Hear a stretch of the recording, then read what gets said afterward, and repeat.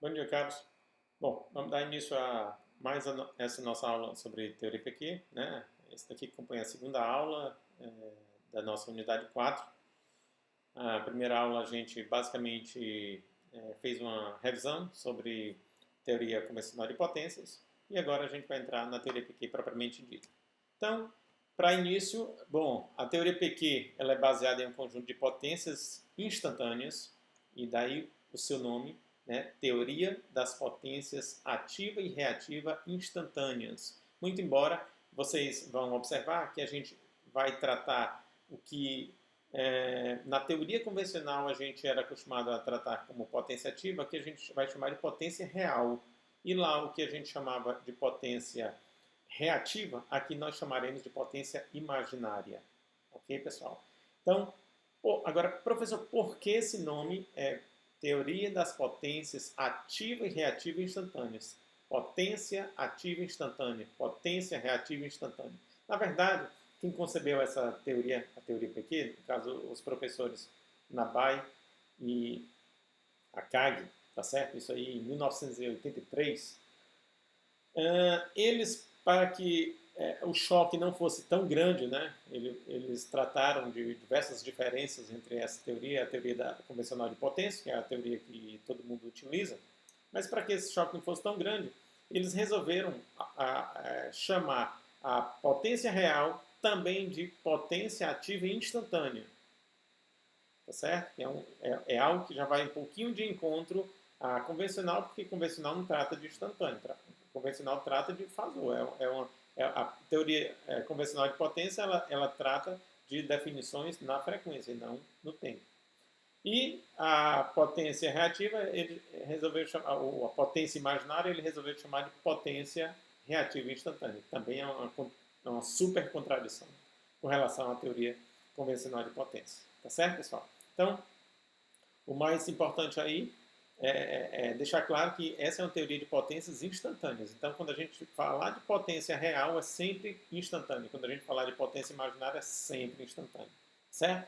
Definidas no domínio do tempo para circuitos trifásicos. Ok? Então,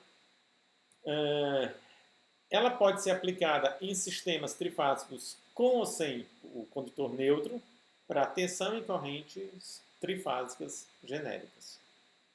Pessoal, o que significa isso? Significa o seguinte, que no mundo nós não concebemos somente sistemas a 3 fios. No sistema de distribuição, a maioria dos sistemas são a 4 fios. Certo? Isso quer dizer que a teoria PQ ela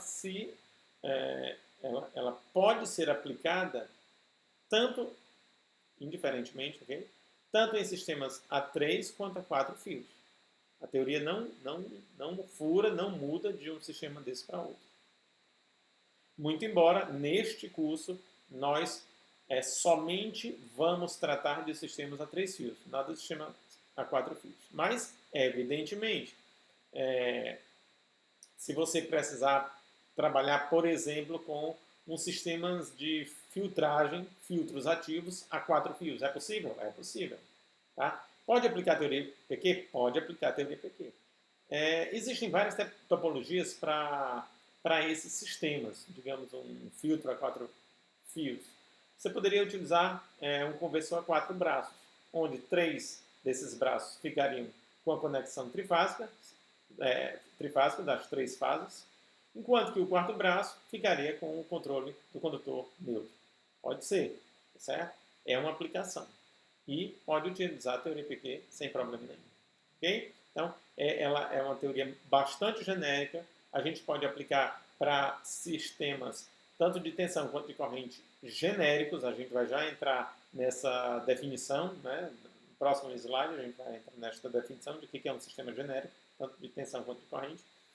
E ela pode ser aplicada a sistemas trifásicos com ou sem o neutro, né? A 3 ou a 4 condutores. Perfeito? O conceito convencional de potência trata de um sistema trifásico como sendo 3 circuitos monofásicos, independentes. Tá? E é isso realmente que trata o sistema,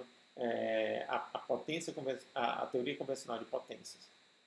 Ela enxerga um sistema trifásico como sendo a composição ou a superposição de 3 sistemas monofásicos independentes. Mas a gente só sabe, pessoal, a gente sabe que isto aí só é possível, né, esse tratamento só é possível se eu somente tiver a presença de sequência positiva. Ou seja, se eu estiver trabalhando com senoides perfeitas. Se eu tiver desbalanço, se eu tiver distorção, ou se eu tiver desbalanço e distorção ao mesmo tempo, que é o caso mais genérico, eu não posso, a priori, considerar um sistema trifásico como sendo a composição de 3 sistemas monofásicos independentes. Por quê? Porque existe interação, existe acoplamento entre as 3 fases. E no sistema trifásico, existe acoplamento entre as 3 fases. Esse acoplamento só pode ser desprezado em um caso. Qual é o caso? É aquele caso onde eu tenho somente a presença de sequência positiva. Ok? Bom, então quando eu tenho somente a presença de sequência positiva, ou seja, quando eu estou trabalhando com senoides perfeitas, a teoria convencional de potência, ela me serve perfeitamente. Resolve todos os casos, explica todos os fenômenos, sem problema nenhum. Mas, quando eu começo a mexer nesse sistema, quando eu começo a colocar cargas não lineares, quando eu começo a distorcer essas formas de onda de tensão e corrente, aí a teoria convencional de potência ela começa a deixar de explicar alguns fenômenos que ocorrem. Falta teoria para ela, porque ela é uma teoria mais limitada.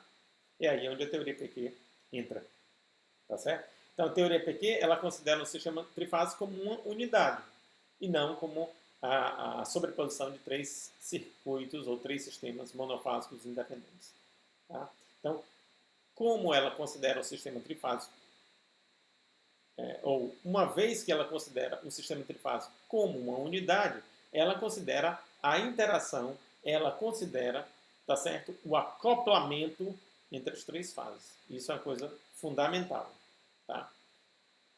Bom, então, falando aqui um pouquinho sobre modelagem, né? Sobre a caracterização de um sistema genérico, o que seria um sistema genérico, nós temos 3 figuras, a figura A, a figura B e a figura C, onde na figura A nós temos as formas de ondas de tensão de somente sequência positiva. Então, nas formas de onda das tensões na fase A, na fase B e na fase C da figura A, nós temos a presença de apenas a presença de sequência positiva.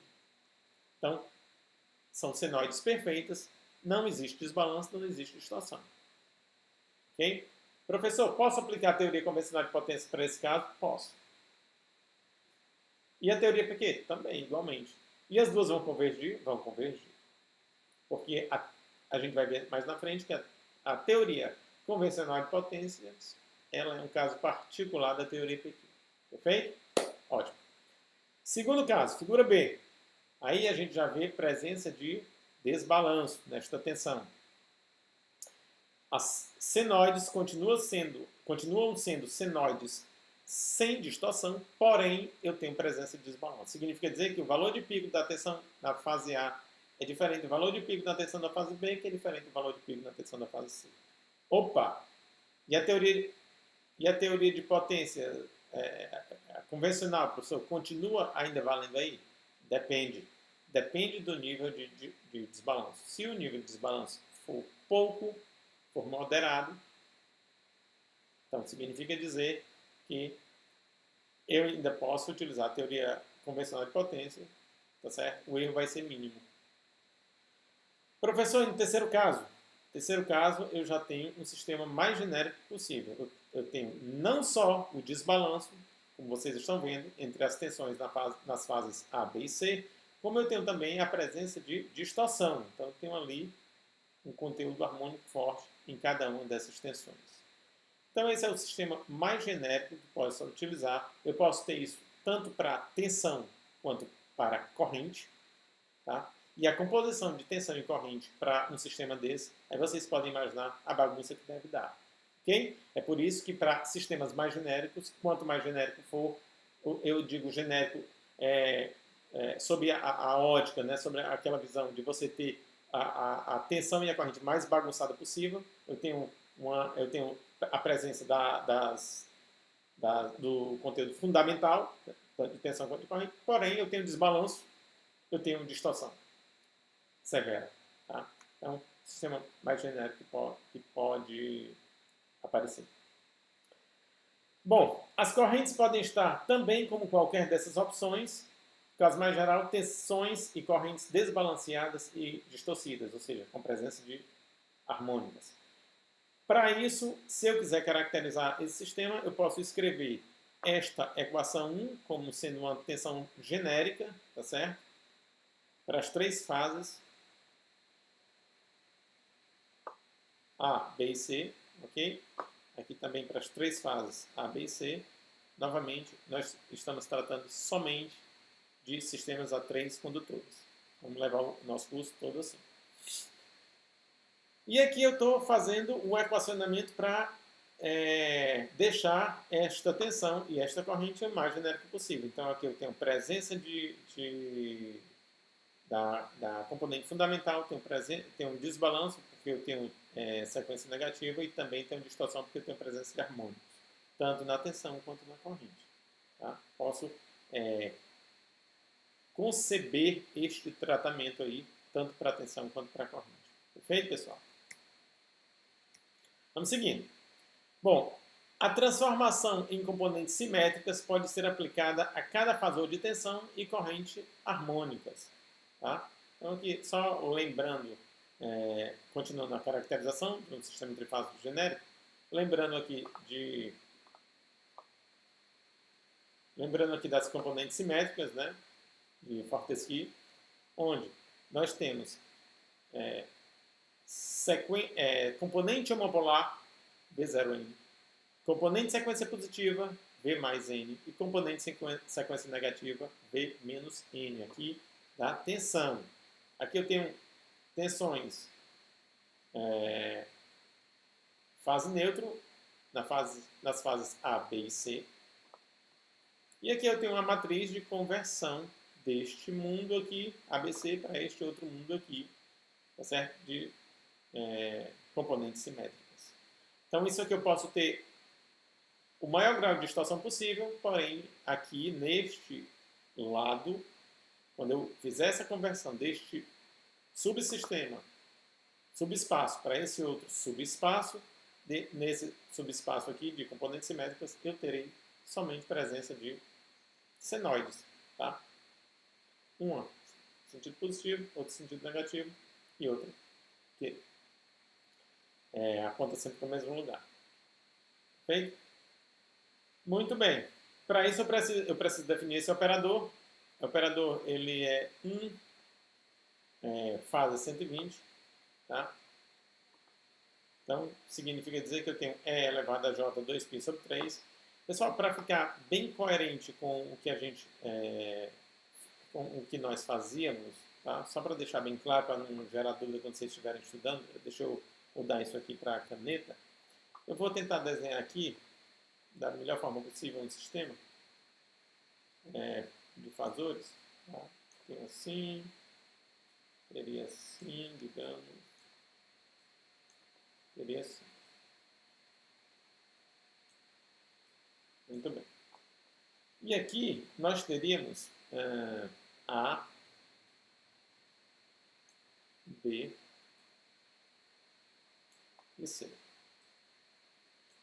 Olha, se eu aplicar este fasor aqui, esse operador, que na verdade a composição, ele é um fasor, né?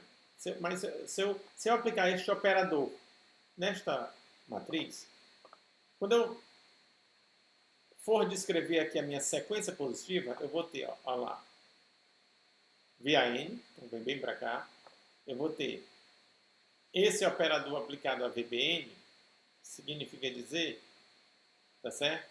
Que ele viria bem para ali para cima, ó. Ele estaria 120 graus adiantado. Na verdade, aqui seria o natural é que fosse menos 120. E aqui o natural é que fosse menos J 2π sobre 3. É elevado a menos J 2π sobre 3. Estou deixando isso bem claro, pessoal. Porque essa nomenclatura este é o sentido que nós estamos utilizando em sala de aula, tá certo? O sentido real, tá? De sequência positiva. Seria esse que eu desenhei aqui, ok?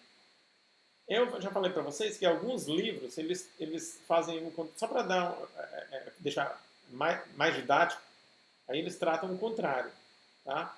B em cima e C aqui embaixo, que é esse caso aqui, perfeito?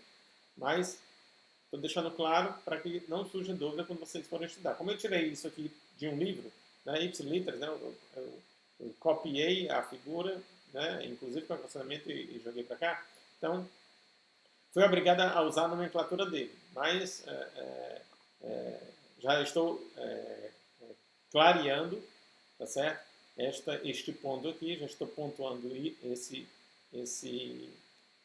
essa diferença para que vocês entendam perfeitamente quando forem estudar, para que não gere nenhum tipo de dúvida desnecessária. Perfeito?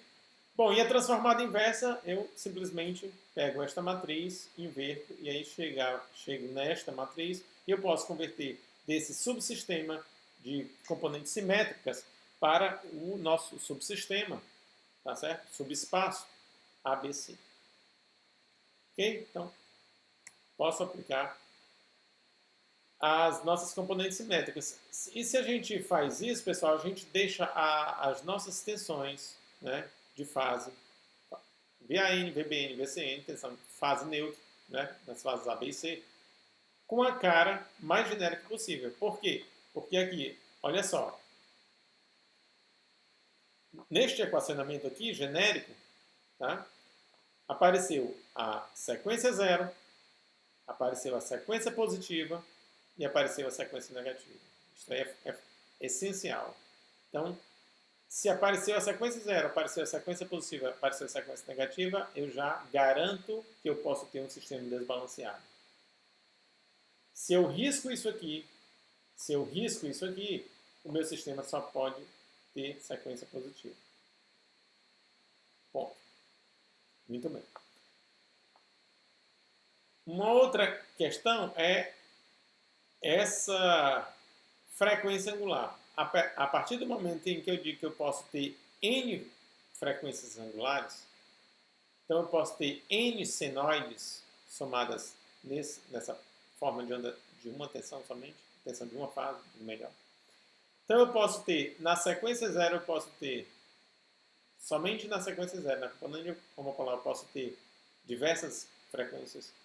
Na sequência positiva, eu posso ter diversas frequências. Na sequência negativa, eu posso ter diversas frequências. Então, significa dizer que essa forma de onda aqui é a mais genérica que eu posso ter. Eu posso ter desbalanço, garantido por isso. Eu posso ter um forte conteúdo harmônico, né? Posso ter distorção garantido por isso aqui. Isso aí vale para as três fases. Tá? Aqui já está corrigido. Ó. A sequência positiva,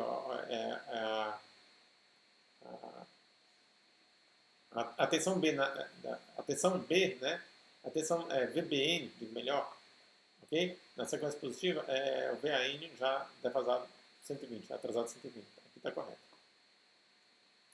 Muito bem, pessoal. E aí a gente vai, a gente pode, da mesma forma que a gente descreveu essas tensões genéricas, a gente pode descrever as correntes genéricas utilizando o mesmo equacionamento. Então, essas mesmas expressões aí eu posso utilizar para gerar as minhas correntes I, A, I, B e C. As correntes nas três fases. Tá? E aí eu terei o sistema mais genérico possível. É um sistema composto por correntes e tensões com conteúdo, com desbalanço e com um forte conteúdo harmônico, né, com distorções. Perfeito? Vamos seguindo. Bom, para isso, para deixar este equacionamento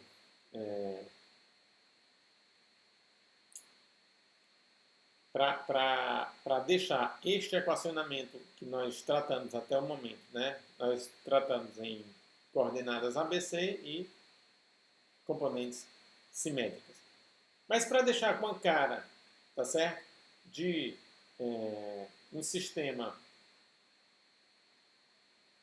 digo melhor, para deixar com o equacionamento usado pela teoria PQ, que a teoria PQ ela trata de sistemas instantâneos, mas ela não usa as componentes ABC, ela usa as componentes alfa-beta. Ela sempre trabalha na teoria, na transformada de Clarke. Então, para deixar aquele equacionamento com a cara da teoria PQ, digamos assim, tá certo? Nós vamos agora utilizar as transformadas de Clarke. E a transformada de Clarke, ela tem uma grande vantagem, tá certo? Como está sendo destacado aqui neste quadro. É a fácil separação das componentes de sequência zero. Então, eu posso facilmente obter as componentes de sequência zero baseado nas componentes em ABC. Tanto para tensão quanto para corrente. Isso é verdade, tá certo? Tanto para tensão quanto para corrente. Na verdade, eu apontei aqui corrente, mas aqui nós temos a transformada inversa. Mas eu enfatizo que isso aqui a gente pode, tanto para a tensão quanto para a corrente, aplicar. E tanto para a tensão quanto para a corrente, eu posso facilmente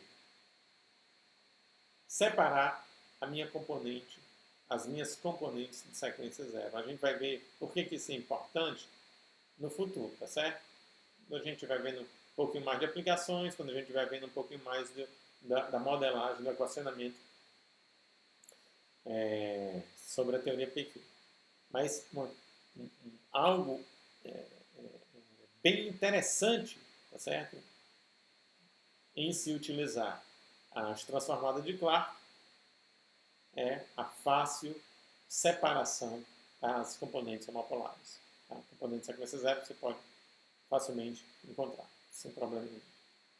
Bom, então, dito isso, né, que nós utilizaremos as definições lá da transformada de Clarke para conceber a teoria PQ, nós podemos já cair no equacionamento, tá?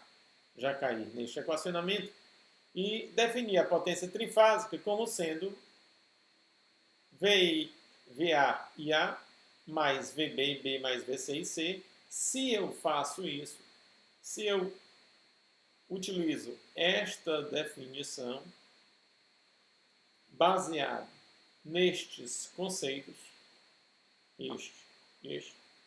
certo? Então, onde tiver VA, eu vou utilizar raiz de 2 terços que multiplica 1 sobre raiz de 2, tá certo? Ou seja, eu vou multiplicar isso por isso, que multiplica V0, mais raiz de 2 terços que multiplica 1, que multiplica V alfa, mais raiz de 2 terços que multiplica 0, que multiplica V beta. Aí vou lá. VB, raiz de 2 terços que multiplica 1 sobre raiz de 2 que multiplica V0, menos raiz de 2 terços que multiplica 1 meio, que multiplica V alfa, mais raiz de 2 terços que multiplica raiz de 3 sobre 2 que multiplica V beta. E assim vai. Então assim eu concebo tanto as tensões VA, VB e VC em função de V0, V alfa e V beta, quanto as correntes IA, IB e C em função de I0, I alfa e beta. Quando eu faço isso, eu vou chegar nesta equação nova. Isso daí eu vou deixar para dever de casa, certo? Dever de casa, para a gente não ficar tanto tempo ligado no noticiário, tá? E às vezes faz a gente entrar em parafuso. Então vocês estão aqui passando uma tarefa de casa para vocês, a partir desta equação baseada nas transformadas de Clarke, né, vocês chegarem nesta equação aqui. Então, o que está dizendo esta equação? Está dizendo que eu tenho aqui uma potência, que eu chamei de potência real, P. Quem é a potência real? Por definição, é a tensão V alfa vezes a corrente I alfa, mais a tensão V beta vezes a corrente beta. Professor, como é que eu posso facilmente entender que isso aí é uma potência ativa, digamos? Eu ainda não tenho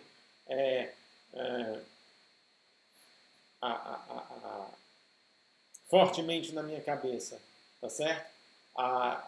As definições da teoria PQ, eu ainda não tenho apurado em mim o costume de chamar isso aí de potência real, eu vou continuar chamando de potência ativa, digamos. Pelo menos nesse início. Tá bom, ok. Estamos de acordo. Mas como é, professor, que eu poderia entender que isso aqui é uma potência ativa? É fácil. É fácil você entender. Lembra que esta potência aqui, ela é a soma das potências na mesma direção. A gente não falou, nós não falamos na aula anterior que a potência ativa é aquilo, é o produto entre tensão e corrente alinhado. E potência reativa é produto entre tensão e correntes ortogonais. Não é isso? Pronto, está aí o conceito. Tá? Então, isso aqui é potência real. Potência real instantânea. Lembrem-se que a gente está trabalhando aqui sempre com variáveis instantâneas. A potência real, ela é instantânea. Isso aqui é o que a gente vai chamar de potência zero, ou potência homopolar.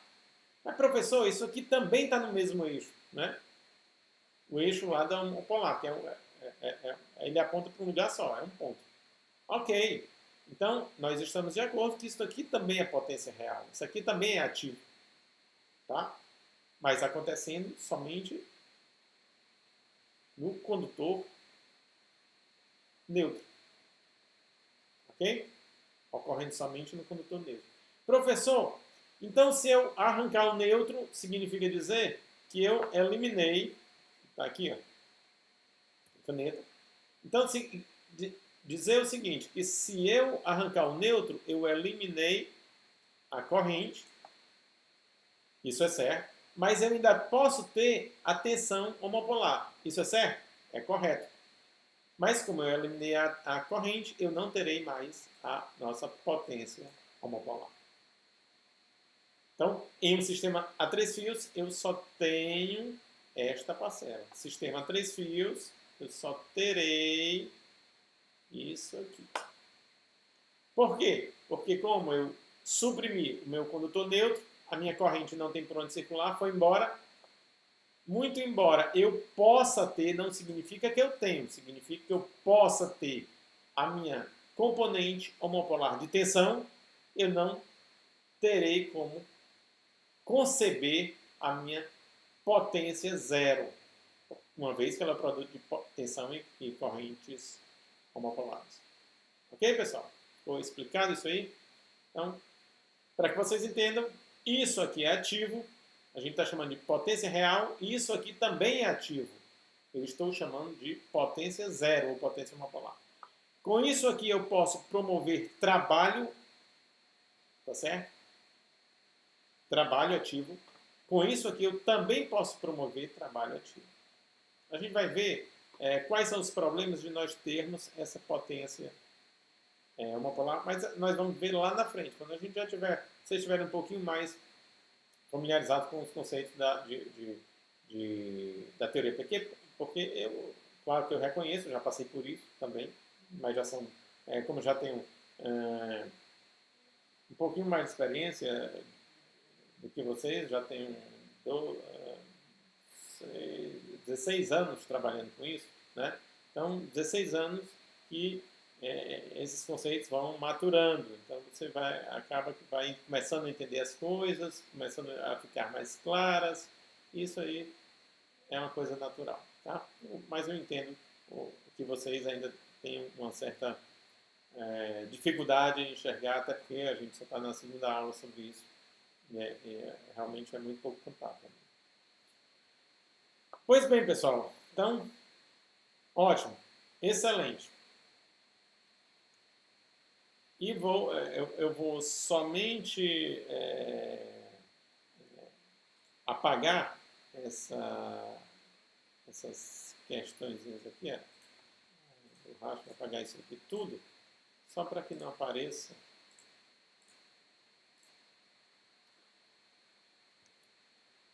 E depois compliquem as coisas. Mas vocês entenderam, né? Como vai ficar gravado, então vocês podem voltar quantas vezes queiram, ok? E aí, pessoal, os professores Nabai e Akagi, eles conceberam esse plano aí, plano real. Bom, quem é um pouco mais antigo, assim igual a mim, entende por plano real, outra coisa, tá certo? Isso aí lá nos idos, lá nos meados, no início da década de 90, né? 92, 94, concebeu-se esse plano aí para dar um jeito na nossa economia, plano real, né? Foi o precursor lá da nossa moeda real. Bom, enfim, mas aqui é uma outra conotação, que ele concebeu uma coisa que ele chamou de plano real e eixo imaginário. O eixo imaginário é um eixo que está a 90 graus desse plano real. Então, ele é um eixo normal ao plano real. Tá certo? E o plano real ele é definido por um sistema de eixos ortogonais que definem esse plano. Tá? Então tem o eixo alfa, o eixo beta, daí aquela questão lá eu vou falar para vocês que a cara da teoria PQ, tá certo? São as transformadas é a transformada de Clarke, tá? Então a teoria PQ é toda baseada na transformada de Clarke. Então, plano real, tá certo? É um plano concebido, formado, definido por um sistema de coordenadas ortogonais alfa-beta. Perfeito. Bom, eu poderia desenhar aqui uma tensão nesse plano, genérica,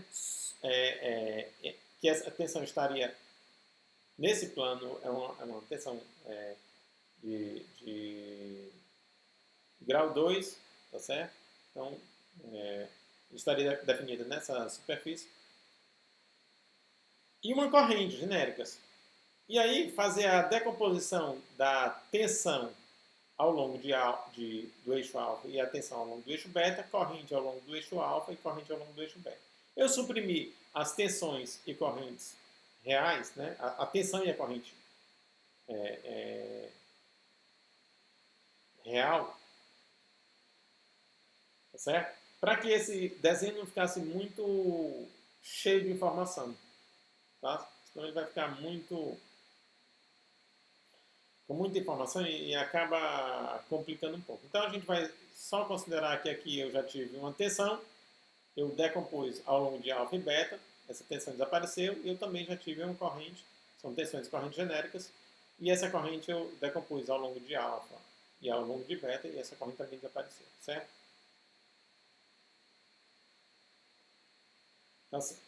Então tudo bem. Aí o que eu vou fazer? Olha só. A minha potência real, ela é definida pelo produto, pela soma dos produtos de tensão e corrente no mesmo eixo. Então, tenho V alfa e alfa mais V beta e beta. Então, isso aqui tudo é ativo. Tudo é ativo. Mas a minha potência imaginária, ela é definida como o produto, enquanto aqui nós temos, tá certo? Vamos falar uma visão mais vetorial e matematicamente mais correta. Enquanto a potência real ela é definida como o produto interno entre a tensão e a corrente, né? Produto interno entre a tensão e a corrente, então tem vetores de duas dimensões, V alfa, V beta e alfa e beta. Eu concebo o produto interno. Como é que eu concebo o produto interno?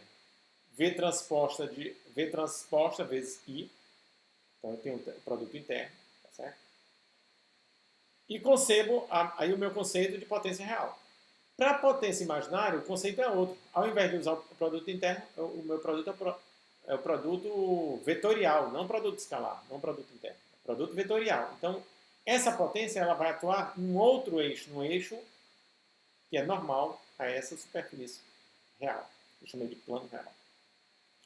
Ou superfície real, como queiram. Bom, então ela estará aqui. E ela vai ser definida, uma vez que ela é definida como o produto vetorial, você acaba que você vai ter, tá certo?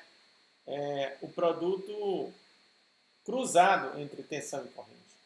Porque se a gente aplicar a regra da mão direita, olha só, V alfa e beta vai definir um vetor para cima.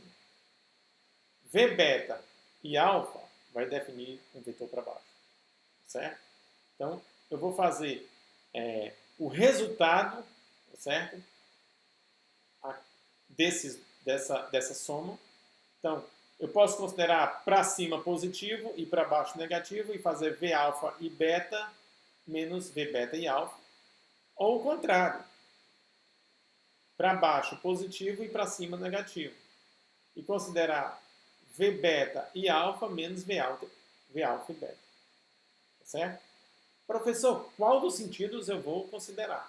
Bom, eu vou explicar para vocês como é que se deu esse processo. Tá? Inicialmente, os professores Nabai e Akagi, eles consideraram para cima positivo e para baixo negativo. Ou seja, ficava desse jeito que está escrito aqui, ó, V alfa e beta menos V beta e alfa. Ponto. Então ficou definido como sendo o módulo, ok? Ou a norma, se quiser melhor, desta quantidade. Então, ele disse o seguinte, olha, o produto vetorial de V por I, na verdade, ele é numericamente igual à potência imaginária. Ele é numericamente igual.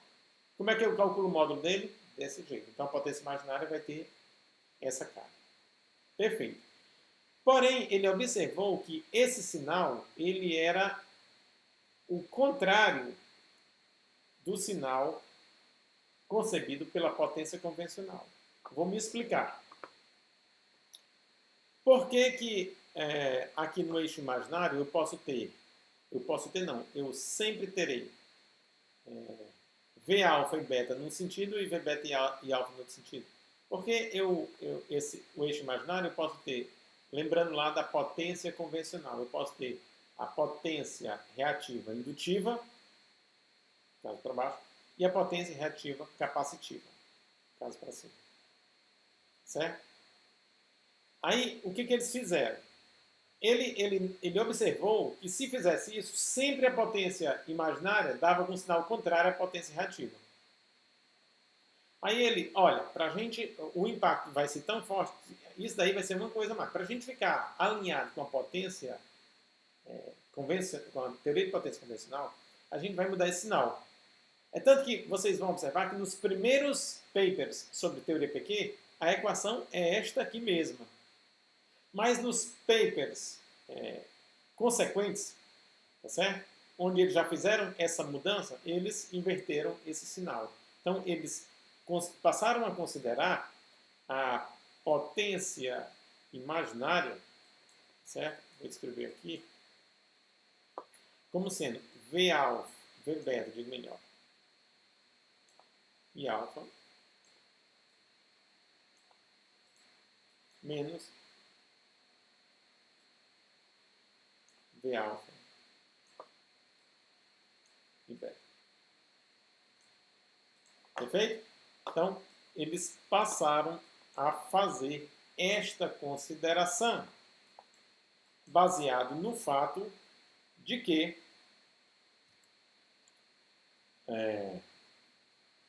a partir desta primeira equação, que foi a equação original, eu sempre iria ter, mesmo que eu estivesse tratando o caso mais particular possível, ou seja, somente com a presença de sequência positiva, as potências imaginária e reativa, as potências imaginárias a partir da teoria PQ e as potências reativa a partir da teoria convencional de potência, elas tinham mesmo valor absoluto, porém sinais contrários. Aí esse arranjo aí foi feito, tá certo? Foi mudado esse sinal. Então, isso aí é só para vocês observarem que quando vocês começarem a ler os primeiros papers, os papers que saíram em 83, 84, vocês vão ver essa primeira equação aqui e depois vocês vão passar a ver esta outra equação que eu escrevi. Ok, pessoal? Somente para uma adequação, tá? Entre as potências. Vamos seguir. Bom, então aqui nós já explicamos um pouquinho para vocês e a partir do equacionamento que nós propomos, né? A partir do equacionamento que nós propomos, nós chegamos a esta matriz. Olha a matriz aqui. A matriz que relaciona as potências zero, real e imaginária, com as correntes V0, aliás, I0, I alfa e beta, e as tensões V0, V alfa e V beta. Ok? Então, P0, potência instantânea de sequência zero, ela é ativa, ela realiza trabalho. Ok? A potência instantânea real, P, também é ativa, realiza trabalho. E a potência instantânea imaginária, completamente não ativa. Ela não realiza trabalho, essa potência. Certo? Depois a gente vai cair no conceito mais abrangente. Acho que isso daí vai ser a parte mais, digamos, que dará um pouco mais de trabalho para que vocês entendam. Okay? Mas daí vai depender também do esforço de cada um, estuda, etc, etc.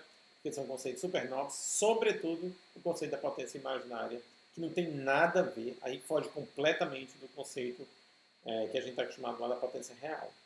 Digo melhor, da potência reativa, advinda lá da teoria convencional de potência. Ok, pessoal? Vamos seguindo. Olha só. Vamos cair nesse conceito aqui.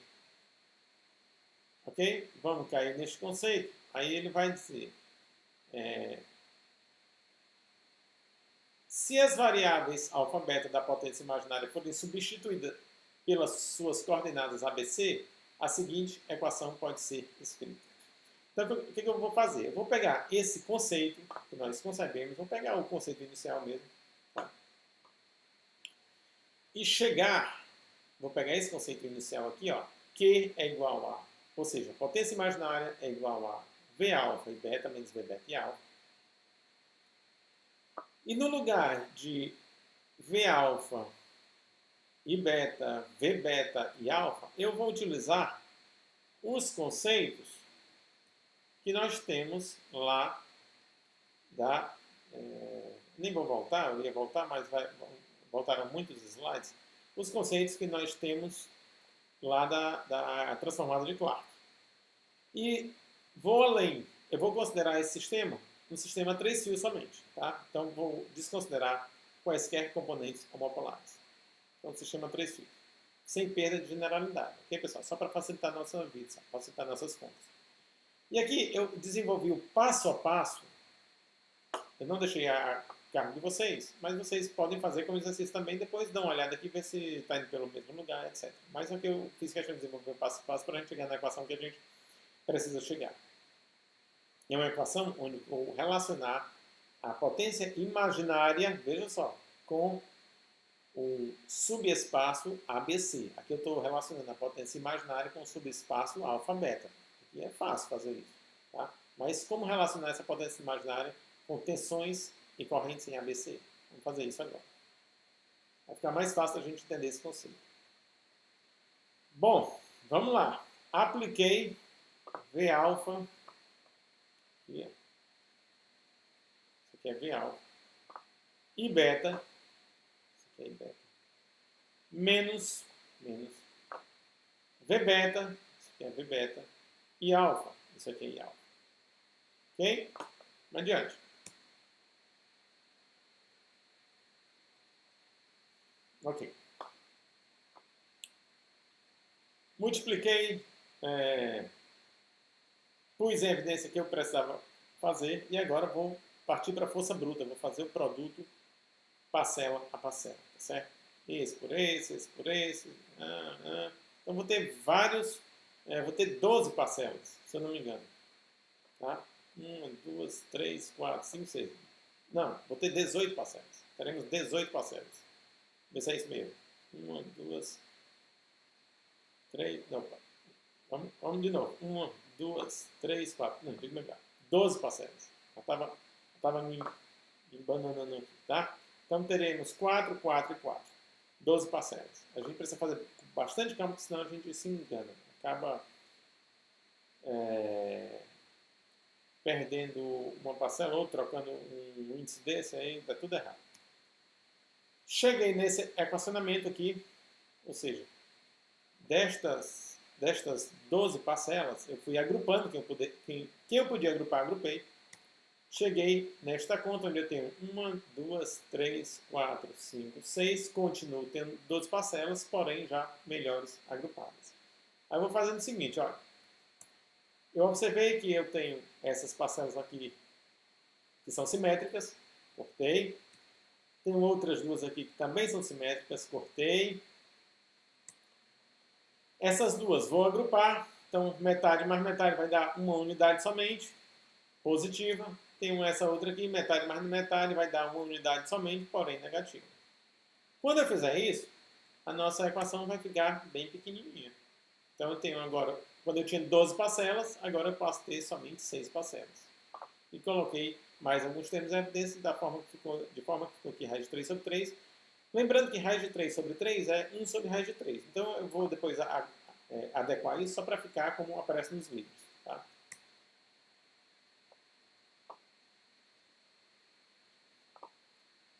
Então eu tenho aqui 1 sobre raiz de 3. E fui pegando termos semelhantes. E o que eu tinha com 6 parcelas, eu construí apenas 3 parcelas. Tá?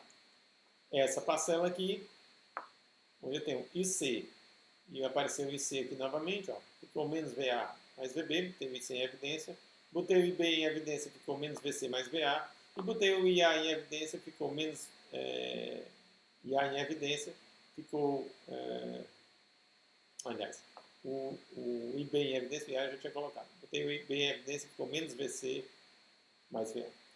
Perfeito? Então ficou somente isso. Vou fazer o seguinte, vou colocar menos em evidência, vai ficar menos aqui fora, aqui vai ficar mais menos, mais menos, mais menos. Cheguei à equação final. Então, estou relacionando a minha potência imaginária, teoria PQ, com as quantidades de tensões e correntes no meu subespaço ABC. Então, VA, VB, IC, VB, VC, IA, VC, VA e P. Ok, pessoal? Então, essa equação ela diz muito para a gente. Ela nos ensina, certo? Que o conceito de potência imaginária, vou passar aqui adiante, eu fiz as formas de onda para carga indutiva, depois para carga resistiva, tá? Isso aqui tudo no MATLAB, okay? A gente discute um pouco mais sobre isso. E eu calculei a potência imaginária a partir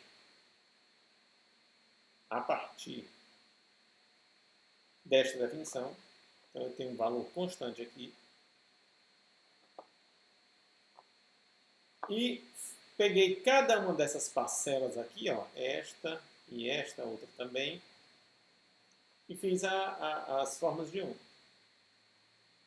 Então eu construí a forma de onda desta parcela aqui, desta outra parcela, desta outra parcela. A soma destas parcelas me dá um valor constante. Enquanto que cada uma delas eu tenho um valor instantâneo que não é constante. Ele muda a todo instante. Então a gente pode observar, pessoal, a interação sempre entre as três fases. Vocês estão observando isso aí? Interação entre as fases A, B e C. Interação entre as fases A, B e C. Interação entre as fases A, B e C. Então, essa equação e esse conjunto de formas de ondas, eles estão nos fornecendo que informação importante? Dizendo o seguinte, olha, professor, é o seguinte, individualmente eu tenho formas de ondas entre troca de energia. Isso aqui é potência, pessoal, mas se a gente imaginar na unidade de tempo, se eu dividir isso aqui por tempo, passa a ser energia. Certo? Então, enquanto um está subindo, os outros estão caindo, esse outro aqui está subindo e por aí vai, tá certo? Na verdade, o que eu tenho é uma troca de energia, tá certo? Entre as fases. De maneira que, no final das contas, eu tenho uma energia constante, mas essa energia constante, ela é um produto, ela é um resultado, melhor, da troca de energia entre as fases. Então, a potência reativa, ela denota isso, pessoal. Digo melhor, potência instantânea. Reativa, a gente deixa lá para o conceito de potência convencional.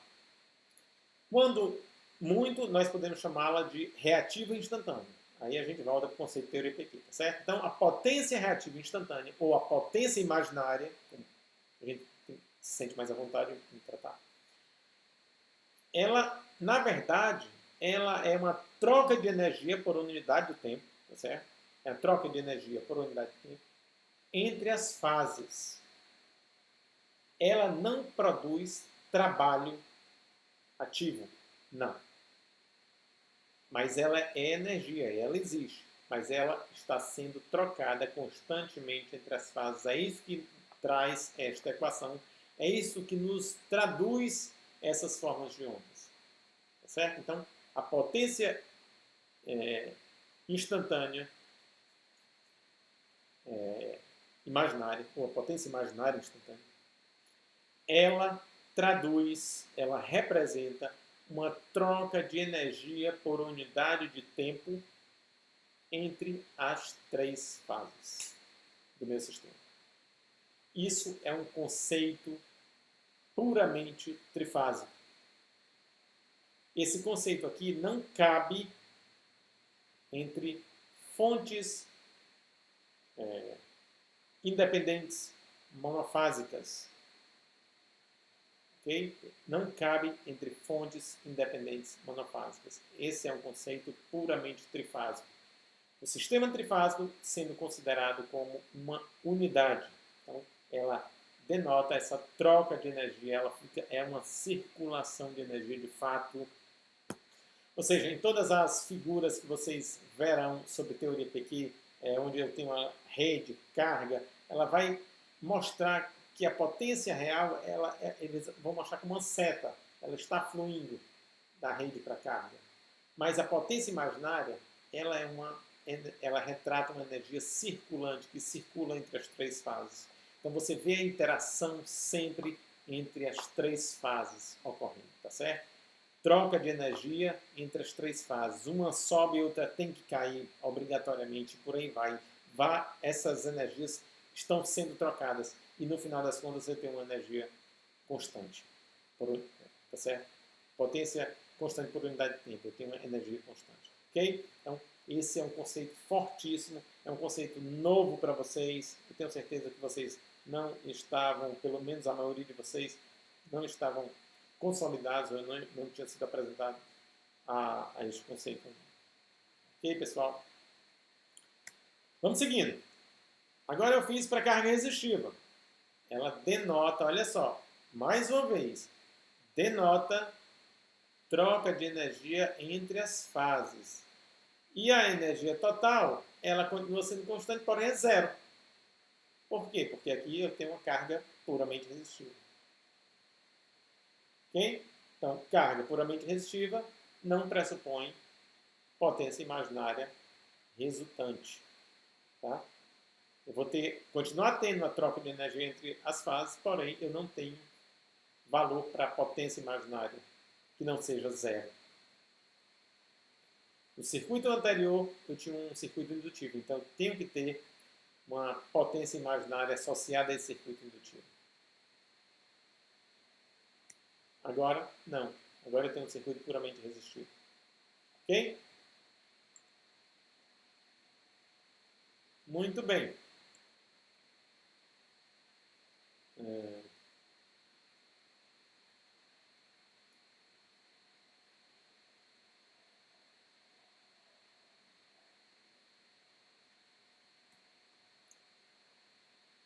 Então, em suma, pessoal,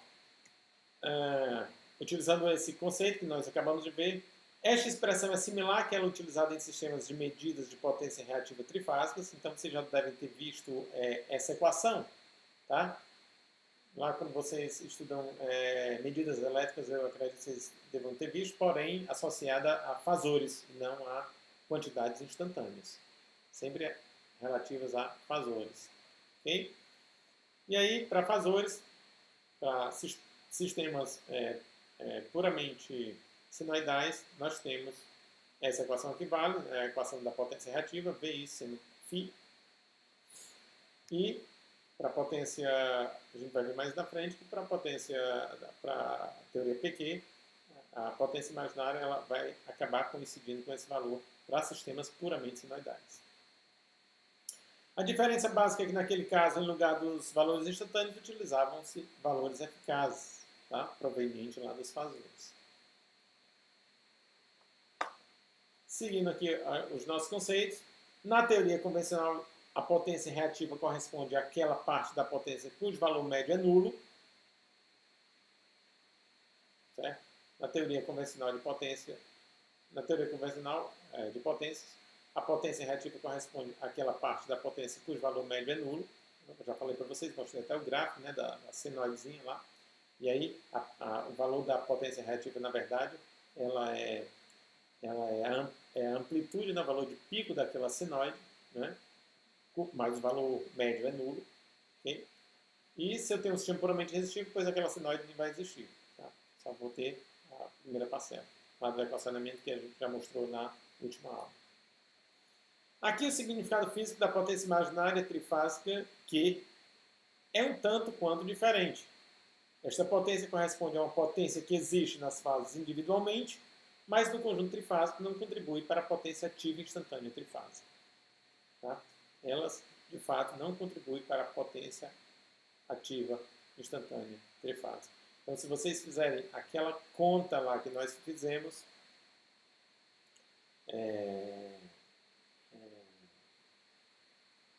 VA e A mais VB e B mais VC e C, a potência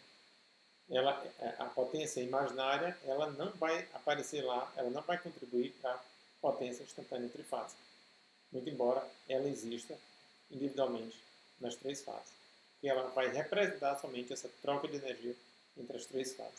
Perfeito? Aqui eu trouxe dois exemplos só para a gente finalizar nossa aula e melhorar esse entendimento. Tá? Eu fiz um exemplo com carga puramente resistiva e um exemplo com carga puramente capacitiva. Então, no primeiro exemplo eu só tenho ativo, no segundo exemplo eu só tenho reativo. Tá? E a gente fazer um paralelo entre as teorias. Para a gente finalizar a nossa aula de hoje. Bom, primeiro caso, tensões e correntes sinoidais. Exemplos para fixar a teoria. Então, tenho tensões puramente sinoidais, somente sequência positiva. Correntes puramente sinoidais, somente sequência negativa. Tá certo? E aqui, no caso, na verdade, aqui eu até tenho, eu acabei prestando informação errada para vocês, que eu falei que aqui era somente resistivo. Não é. É um circuito, se eu considerar um φ positivo, é um circuito capacitivo até. Tá certo? É um circuito capacitivo. Muito bem. Então, olha só o que nós temos, pessoal. Olha só o que nós temos. VA, raiz de 2V cosseno. Raiz de 2V cosseno de ômega t menos 2π sobre 3. VB e VC, raiz de 2V cosseno de ômega t mais 2π sobre 3.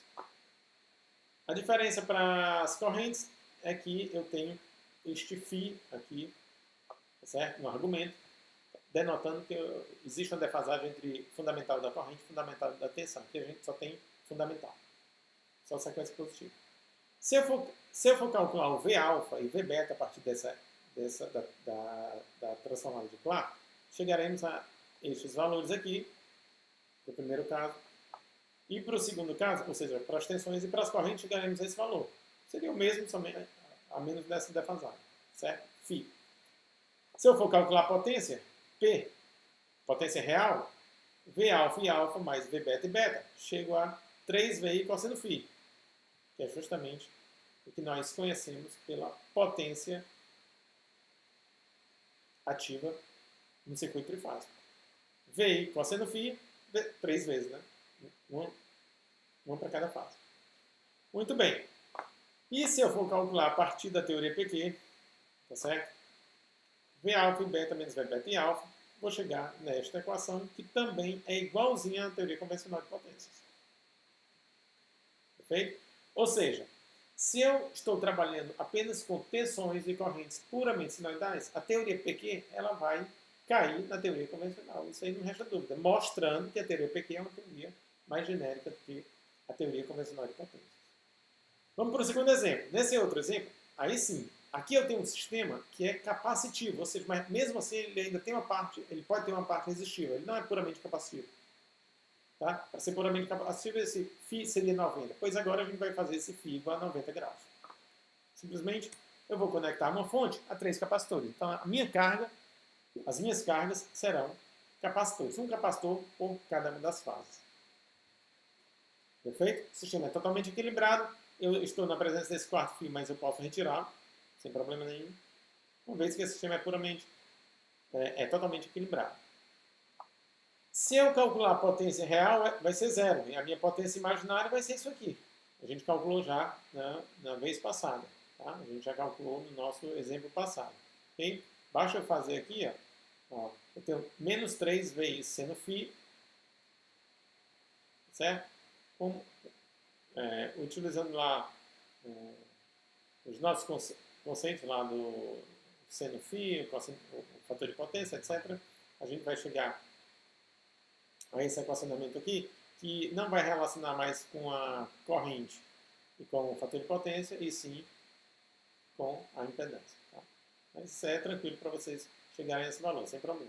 Se eu quiser calcular a energia em cada uma das fases, pessoal, eu vou calcular 1 meio de C VA ao quadrado, 1 meio de C VB ao quadrado, 1 meio de C VC ao quadrado, porque essas tensões VA, VB e VC, elas estão sobre os capacitores. Daí a presença desse condutor neutro para fixar a tensão VAN sobre esse capacitor, VBN sobre esse, VCN sobre esse. Então eu tenho aqui, né, 1 meio de VC ao quadrado, tensão sobre o capacitor, elas. Muito bem. Se eu fizer essa conta, né, somar todo mundo, as energias, eu posso chegar a esse valor, que é uma constante. Tá? Então, continua batendo com a teoria convencional. Aí vamos fazer o seguinte, olha, eu vou ligar esse sistema só para mostrar para vocês mais uma vez aquela troca de energia entre as fases, tá certo? Eu vou ligar mais uma vez esse sistema, porém eu vou ligar da seguinte forma, eu não vou ligar as três cargas ao mesmo tempo, só para não ter nenhum tipo de transitório. Sempre que a tensão passar por zero, eu ligo a carga inerente àquela tensão, tá certo? Então, quando VA passar por zero, eu ligo essa carga. Quando VB passar por zero, eu ligo esse capacitor. Quando VC passar por zero, eu ligo esse capacitor. Ok? Então, a gente vai fazer essa brincadeira. Então, VA passou por zero, eu liguei o VA. Tem só o VA. O VB passou por zero aqui, eu liguei o VB. Agora eu tenho só o VB. E o VC passou por zero bem aqui, agora eu tenho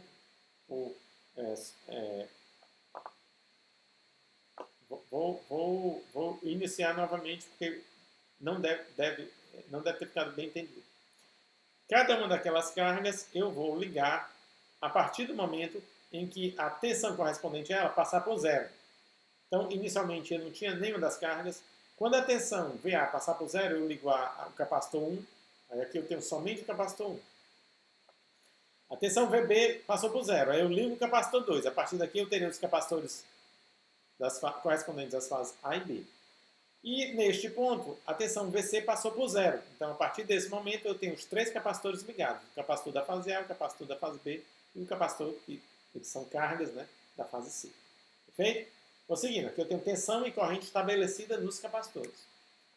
Vamos lá. As potências. A potência instantânea em cada uma das fases. Então, estou calculando a potência em cada uma das fases. VA e A. Eu tenho potência na fase A. Aqui ligou o capacitor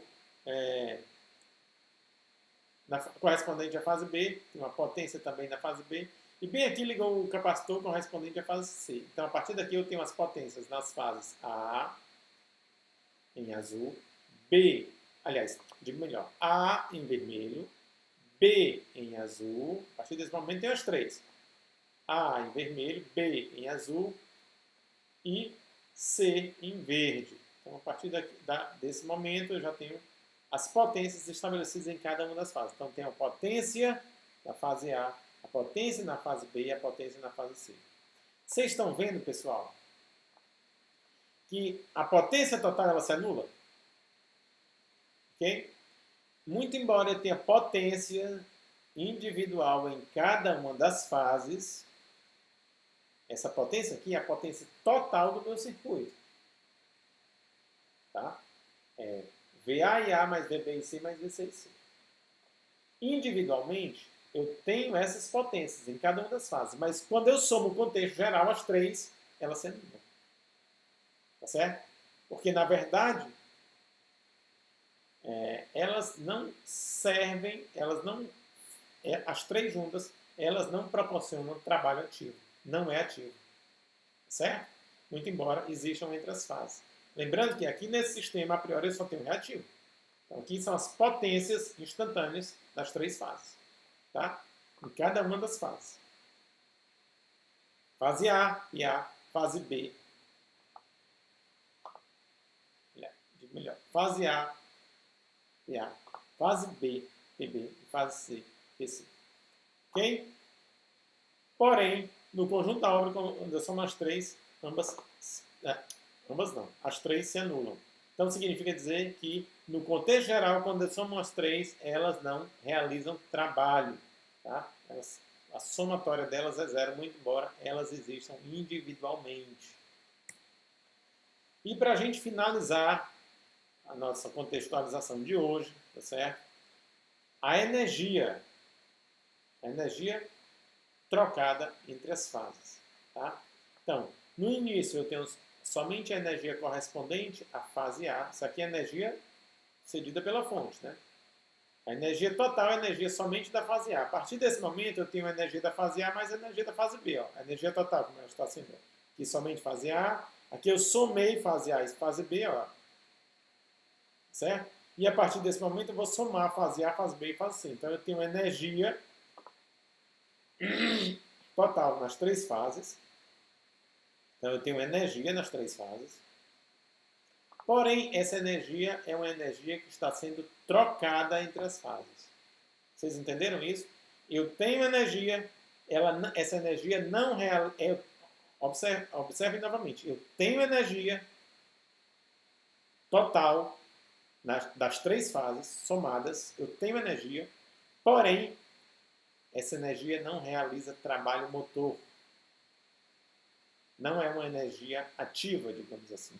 Energia ativa, estou chamando aqui energia, pessoal. Aqui é só para a gente deixar um pouco mais didático, tá certo? Então, eu não tenho energia promovendo trabalho motor, mas eu tenho energia. Então, se ela não está promovendo trabalho, onde é que ela está? Ela está sendo trocada entre as fases. E é o que relata perfeitamente este gráfico aqui, certo? Sendo trocada entre as fases. Tá? Então, é uma energia que está circulando o tempo todo entre as três fases. Bom, pessoal, então esses eram os conceitos básicos, tá certo?